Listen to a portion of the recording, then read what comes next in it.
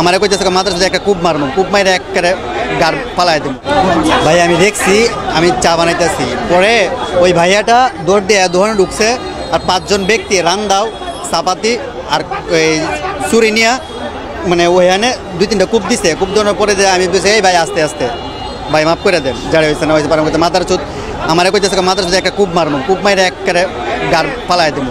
পরে আমি আমার মতন মানে ভয় পাইয়া আমি মনে করি নিচে মানে থমকাই গেছে আর কি।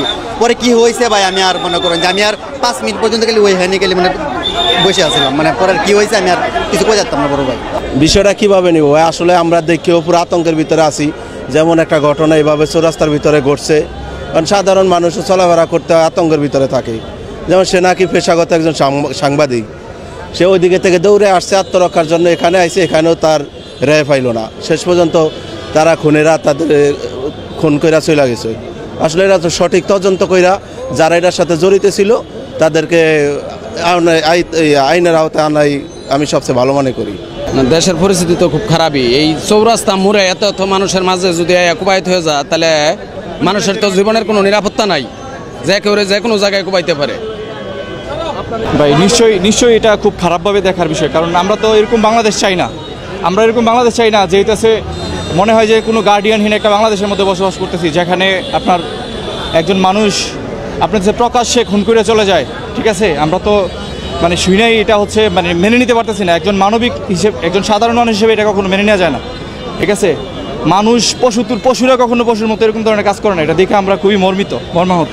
আসলে আমি তো যদিও পুরো ঘটনা দেখি নাই, কিন্তু চৌরাস্তার মতো এরকম একটা জায়গার ভিতর তাও অবশ্য প্রশাসনের ব্যর্থতা তো আছে। প্রশাসন অবশ্যই ব্যর্থতা, বড় ব্যর্থতা আছে। তাও জিনিসটা এমন না যে কয়েক সেকেন্ডে করছে, জিনিসটা মিনিমাম তো কয়েক মিনিট কোপানো লাগছে। মানুষজনই বলতেছে যে একদম মৃত্যুর নিরাপত্তা, একদম নিরাপত্তা চাই। তারপরে এই জায়গায় রাস্তার মাথায় ও আর আমি একসাথে আসতেছি, এর মধ্যেই মহিলা আর কয়েকটা ছেলে একজনটা ধাওয়ানি মারছে। সে 27-60 গায়ে ধাওয়ানি সে ওই দৌড় দিছে, ওই ধাওয়ানি স্যান্ড বাইর করছে, ওই ছেলেটা তো বাঁচার লাগে দৌড় দিছে। তখন ও আমার কাছেই, ও হঠাৎ করে পিছ দিয়ে দৌড় দিল, ও আমার মোবাইল বাইর করছে, বুঝতে পারছেন?